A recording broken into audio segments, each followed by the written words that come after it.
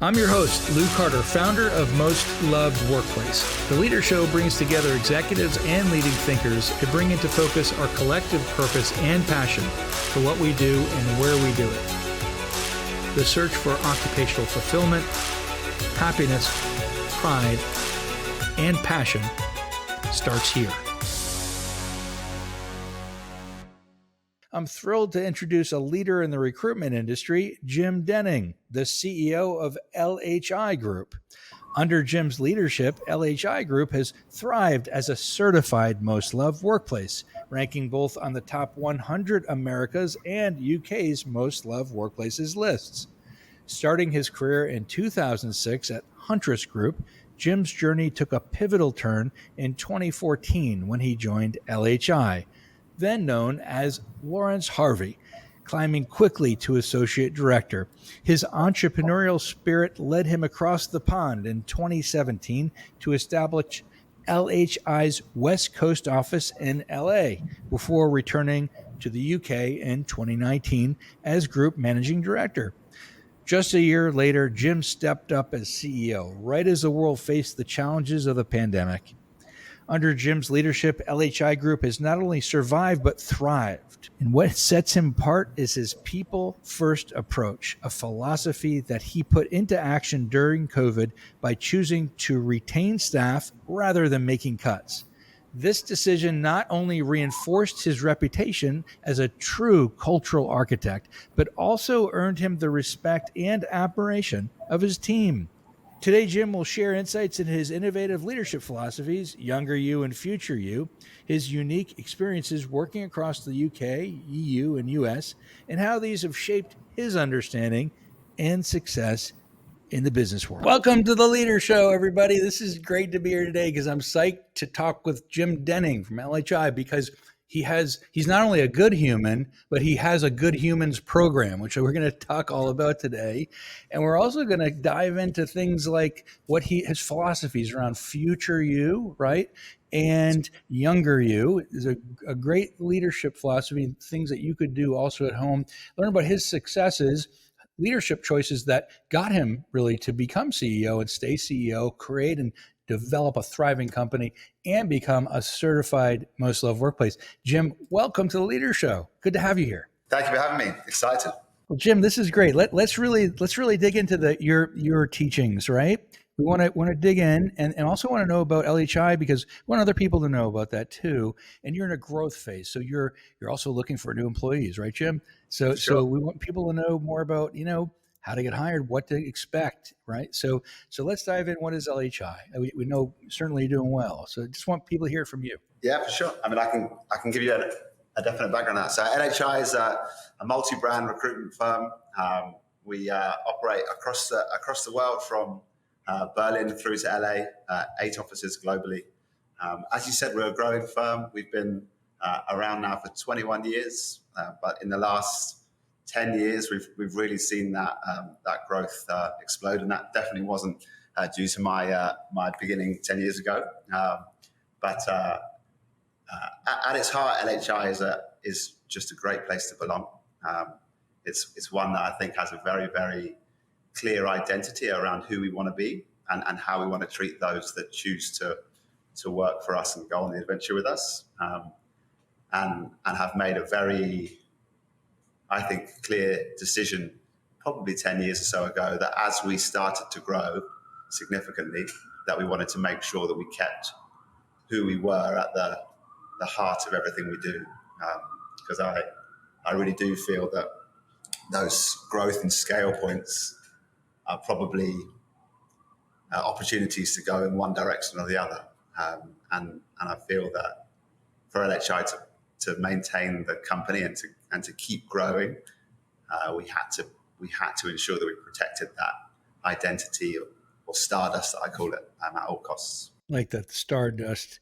The cultures at scale is so important for companies that are growing, and to ensure that your sales, your customer service, all elements of your finances, your tech has that initial stardust that made them grow, right? Sure. And so tell us, as a most loved workplace, what what is that stardust that people can expect and that others can expect?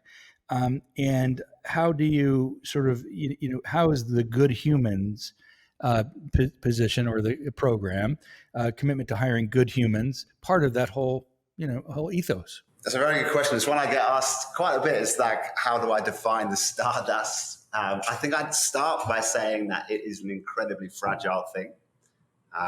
And before you know it, it's gone. And we definitely have seen that materialize in pockets over the last 10 years or so as we have, I guess, got to those rattle points of scale and growth. Specifically when you're taking a business from UK into America or UK into Europe, where you do definitely see some differences in culture and how people want to have things. But I think it is a mix of having a very, very clear identity of who we are as a business, and then a desire for those that lead those businesses to communicate that identity at every opportunity, and to not allow that to diminish in spite of growth or in spite of sales. Because at its heart, recruitment, the unique element of most recruitment firms, not all, are the people that are within them, right? When we don't sell a product that is patented or copyrighted, unfortunately. So really and truly, the uniqueness is how can we take a product that other people have access to and make it different or more special and more unique in the way that we do so. And that is all about how our people choose to show up. So the stardust for me is creating that identity that people can really believe in. And that's where ethos such as the good human, future you and younger you come in. And then ensuring that environment that it sits in has a belief of everyone that works there so the behaviors follow. Because for me, I think if people really believe in what they do, then the behaviors that come out of that are often quite special. So that's really the box that we play. And that's, I think, what, as you walk into an office across our group, you get that sense of excitement. And that's the measurable stardust that I talk about a lot at LHi. So important too. People going in the world and representing you. That's an incredibly intimate and surrendering position to be in. You have to really surrender to that.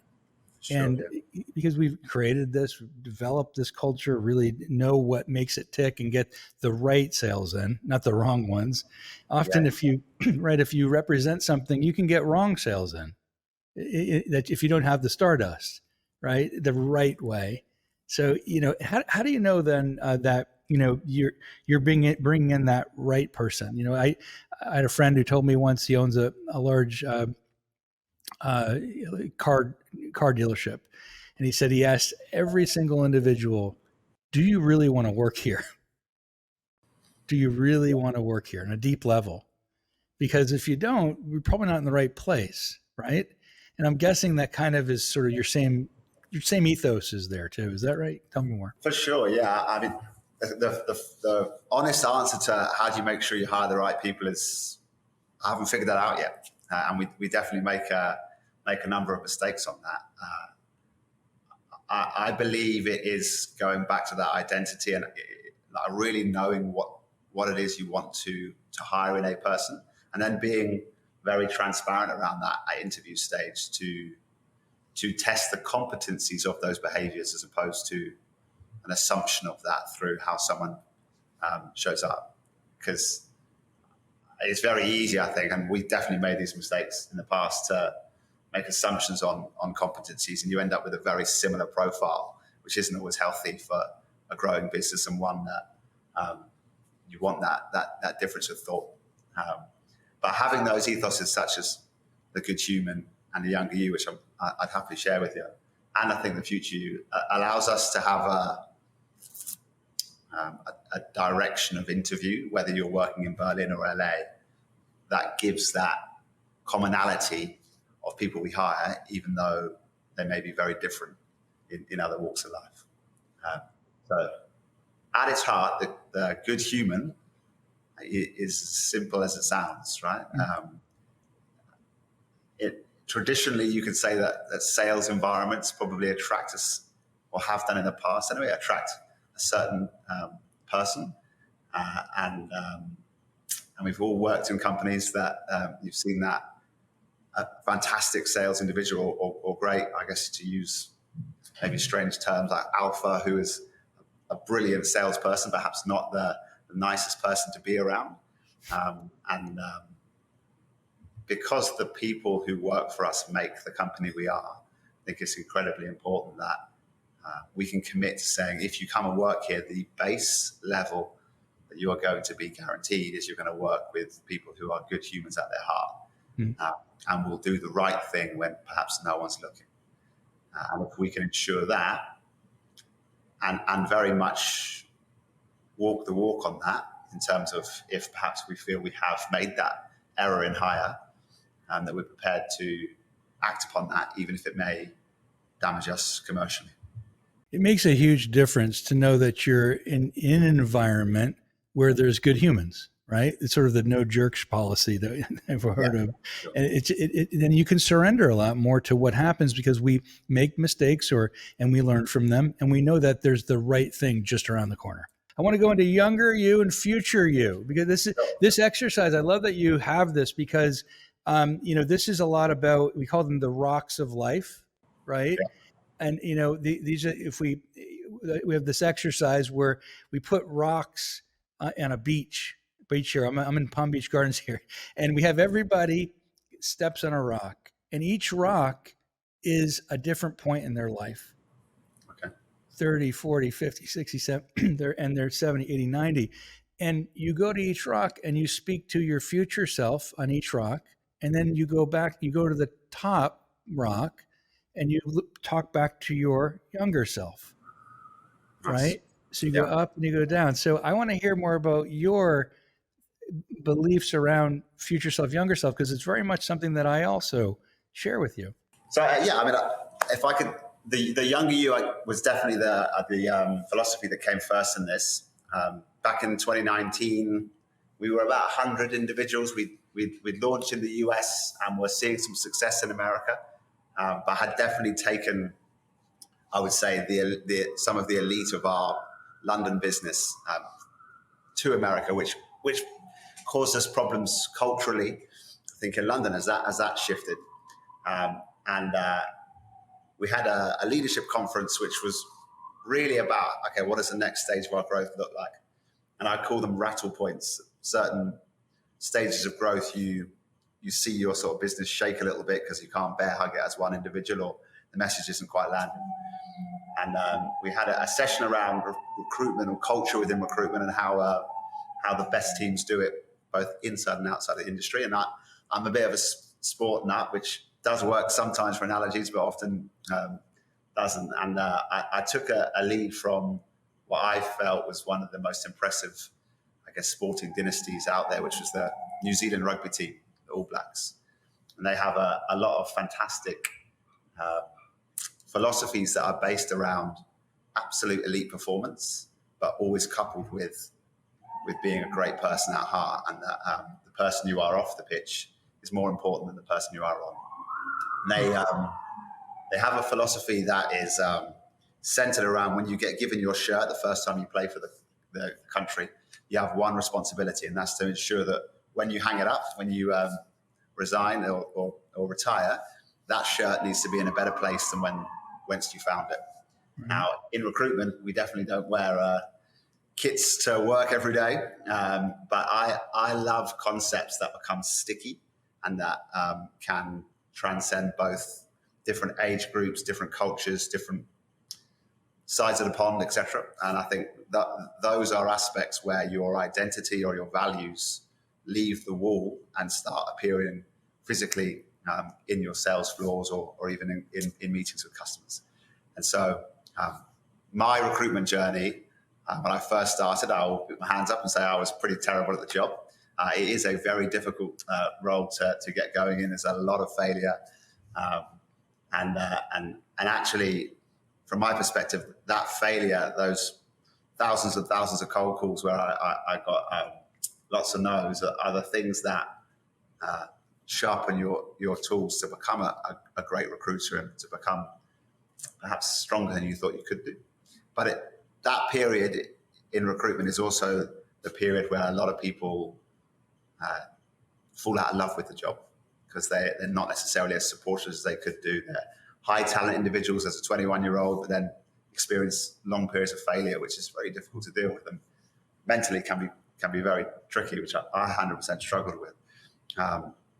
When we started looking at that, though, I became very obsessed around the concept of I didn't want anyone to go through elongated periods of time where they had lots of self-doubt, lots of anxiety, and a feeling that perhaps they weren't good enough for the role, when really all they needed to do was accept that aspect of failure and move through it, but by moving forward rather than backwards.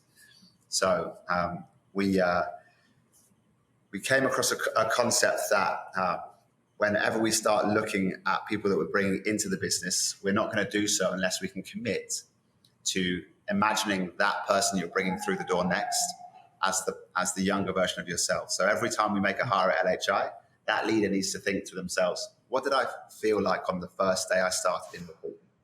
What were my anxieties? What were my feelings? How was my journey in the first 4 or 5 months of the industry? And how close was I to perhaps giving up what is an amazing industry and has given me so much adventure? And the one rule is, okay, cool.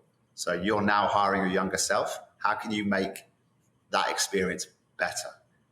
But crucially, not easier, but how can you make that period of time where you have to struggle and fail faster than it was for the person that came before that? And to ensure that it became sticky, we had this concept that leaders had to be the change they wanted to see, that people had to want to walk in their shoes and follow their footprints. So every person that got to a leadership level where they were responsible for multiple people coming in the door was given a set of Converse.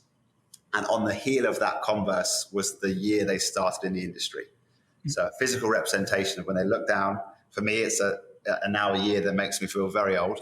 When we're starting to hire people who were born in that year, it's a concern for me. But every time I look at that now, I'm going, right, okay, cool. It's an instant flashback to how did I feel then and what do I feel now? Would I want to work in the environment that we are currently showcasing for our individuals? Is the desk that I've built strong enough for me to succeed as a young, hungry individual, 21-year-old? And what's the culture like? Now, that's now moved on a little more, that we have lots and lots of young mums and dads across LHi. And so that concept of the younger you is almost now becoming more emotive, because I myself am a young father. I've got a 2-year-old and my wife's pregnant with our second. And I'm in New York this week, and I was sitting down with our senior leadership team yesterday and posed the question of, like, would I let Ava, my daughter, come and work in New York?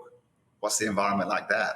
And I think when you start really asking yourself and others that sort of question, you get really to the nub of how healthy is your workplace. Are we still as on environment as before? Is our identity still true? And if you can say yes to that, then no matter how big you get, no matter how quick you scale or the different countries you go to, that philosophy transcends countries, cultures. And so as I guess the owner or the architect, as you so kindly said at the beginning of the show, of our environment, it gives me comfort that, okay, if this younger you philosophy is still in each of our offices, if it's still at the heart of how we hire, then we should always be in safe hands. And as we are so rookie heavy, it makes it really clean for us to push that culture through the business. So it's no longer just a leadership culture. Every individual that comes through has a responsibility, no matter what level they are, to make sure that the person comes through the door next after them is given a better environment. So they need to show up with care to ensure that, okay, how are they getting on their first day, first week? Are they integrating well? Are they getting supported? And in today's environment where it's a lovely thing, but there are so many, I guess, different characters and different people who want different things from recruitment. flourishing in the industry, it's even more important, I think, that we're able to create environments where everyone can succeed and have that younger you experience. That fundamental question and way to sort of make it sticky, which is interesting. That, and Carrie's actually asking some interesting questions here. I'll put it on soon. About thinking about your child, right? Yeah. And because it makes it so palpable, it makes it real. Like you can think about your child, in case your daughter, right? I think of that myself. I remember reading a quote, right? Just as I began that journey you're on right now, and I went to it was a children's. We were buying clothes, and the quote was, "Having a child is like wearing your heart outside of your body." Yeah. Yeah. I can get on board with that. So, with that being said, right, you're giving your heart, and your heart is living in uh, an environment now without us, right, nurturing it, and we want that heart to be fully nurtured, right? In our environment where it is I would say probably demographically quite a young environment, there are lots that haven't gone on that journey yet. And so the leaders that can really buy into that, okay, cool, how do I feel, or did I feel, is probably as close as you get to that parental impact, right? And I think a lovely expression of that is we've now 8 international offices, but the last time we went outside the business to find an office leader was 10 years ago. So we have office leaders across the business who all grew up within the LHi environment, and now are the people who are giving out those Converse to other people with the notes attached and the laces and the stamp on their shoe, and saying, "This is your responsibility. This is how we carry the heart of LHi forward." We don't always get it right, for sure, and there have definitely been periods in the last 3-4 years with all the challenge that the world's experienced where we probably lost sight of that a little bit. But it is one of those North Stars that no matter perhaps how far you veer from it, it's because it is sticky and it does resonate with the majority of our business. You can push yourself back to that fairly easily, which is honestly, I'm definitely not the strongest performer in probably any walk of life of our business. That's the beautiful thing about LHi. I'm surrounded by people who are far smarter and driven and amazing than I am. But the one thing that I do really pride myself on is that this is my role, is to make sure that the company always has the younger you and the future, which I'll talk to you in a second about, at its heart, no matter how big or small we are. We can't lose that. Yeah, you got to leave that jersey better than it was before. 100%. 100%. Did you want to speak to the future you? Did you? I mean, if it's okay with you, like it's just a nice, I guess, segue into if the younger you is looking after the younger version of ourselves and ensuring that each and every time that happens, we get better. That the future you is perhaps more around chasing the person you want to be. And we're very fortunate to be an employee-owned business, and I'm sure we may get onto that, where now everyone in our company that's worked for us for 12 months or more is part of that employee-owned business. So they have a stakeholding in the firm, both financially and commercially. And so for the first time ever, I feel that recruitment is full of entrepreneurial people in the main. Everyone in the main, most people get into their job to roll their sleeves up and better themselves, change their styles. But along the way, life gets in the way, right? Children, mortgages, dependents. And so too often, I think dreams that people have getting into the industry maybe get set to one side, and you have that period of time where you're perhaps not as excited as you should be, or you don't experience that period of growth. And that can be challenging for a company that scales. So the future you very much is first and foremost ensuring that as leaders, we show up for our people and have an interest in genuinely what their dreams are, no matter how big or small. Secondly, make a real commitment to spend time working with that person or those people to help them move towards those dreams, whether that's within LHI or whether those dreams take them outside of the walls of LHI. Yeah. But thirdly, with the EOT and the financial aspect of the EOT, where as we do a second event, and everyone in that EOT benefits from that, no matter whether they're with us for 12 months or whether they've been us, like myself, for 10 years.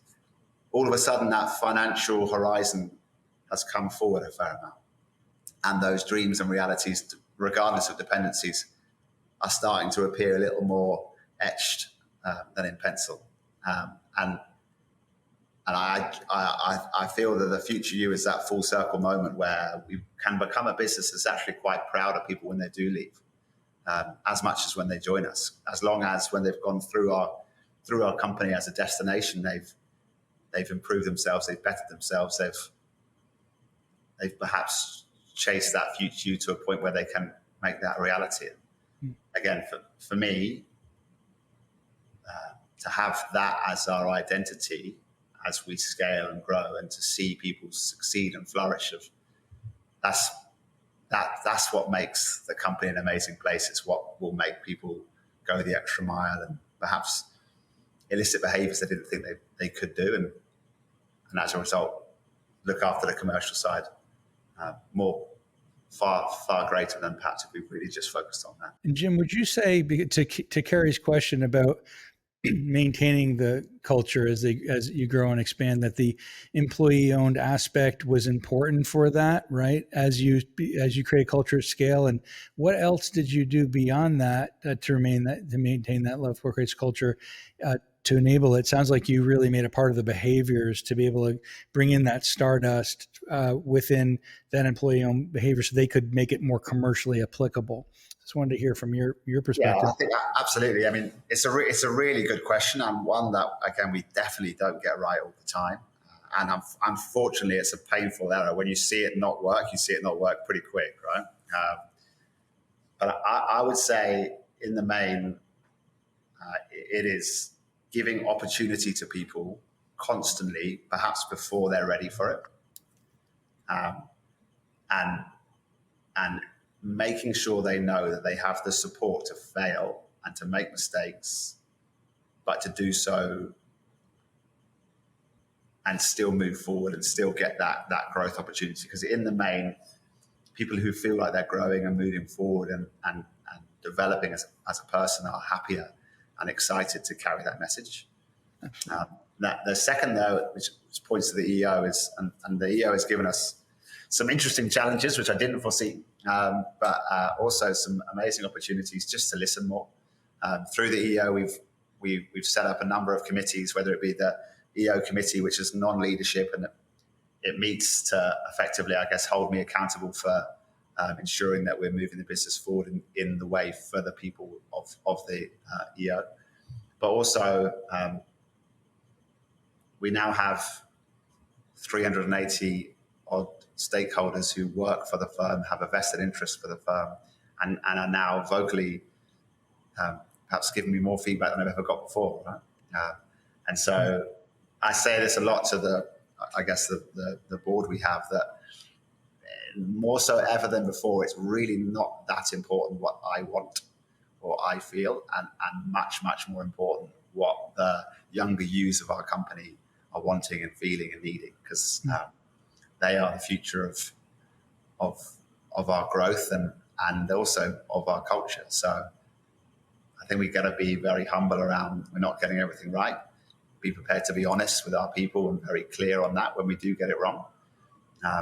And then be very, very obvious and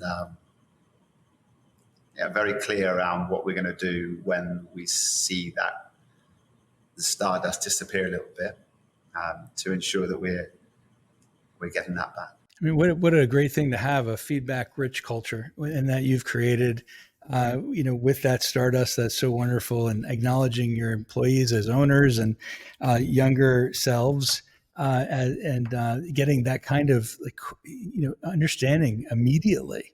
about what you cannot do, right? Making a cost benefit analysis about what's possible and communicating clearly to your owners, of course, and your board of directors as to what's possible. What a great thing. Jim Denning, CEO of LHi Group, what a great thing to work with you and talk with you today. Really enjoyed getting to know you and the great work you're doing. Congratulations on becoming a certified Most Loved Workplace, and wonderful to have you here today on the Leader Show. Thank you so much. It was a pleasure.